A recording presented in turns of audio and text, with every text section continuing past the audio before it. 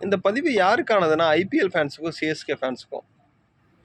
கண்டிப்பா நேத்திக்கு நடந்த மேட்ச்ல மும்பைட்ட சென்னை தோத்ததுமே, நமக்கான பிளே ஆஃப் சான்சஸ 99% இழந்துட்டோன்னு தான் சொல்லணும்.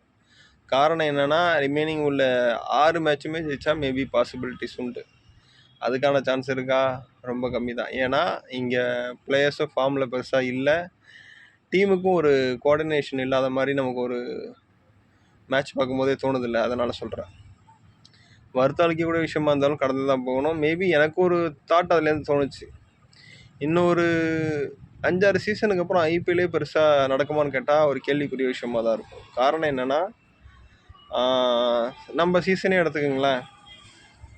டேபிள் பாட்டம்ல உள்ள சென்னை, அப்புறம் மும்பை, ஆர்சிபி இந்த டீமை பற்றி தான் சோஷியல் மீடியாவில் பெருசாக வந்து மீம்ஸோ இல்லை அந்த டிபேட்டோ போயிட்டு இருக்குமே தவிர மற்ற டீம்ஸை பெருசாக கண்டுக்கிற மாதிரியே தெரில. நீங்கள் நல்லா கவனித்து பாருங்கள், பிளேயர் ஓரியன்டாகவே இருக்குது. அப்படி இருக்கும்போது தோனி, ரோஹித், விராட் போன்ற பிளேயர்ஸ்லாம் ரிட்டர்ன் ஆனதுக்கு அப்புறமேலுக்கு இதுக்கான வியூவர்ஸ் இருக்குமான்னு கேட்டால் பை சான்ஸ் கம்மி. அதனால் மேபி வியூவர்ஸ் கம்மியானதுனால ரெவன்யூ கம்மியாகும். அவங்களும் சீசனை ட்ராப் பண்ணுறதுக்கான பாசிபிலிட்டிஸ் இருக்குது.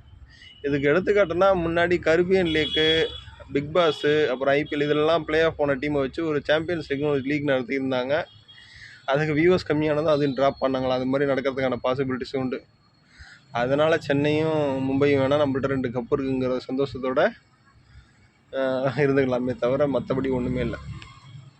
ஏதோ சொல்லணும்னு தோணுச்சு. நன்றி, வணக்கம்.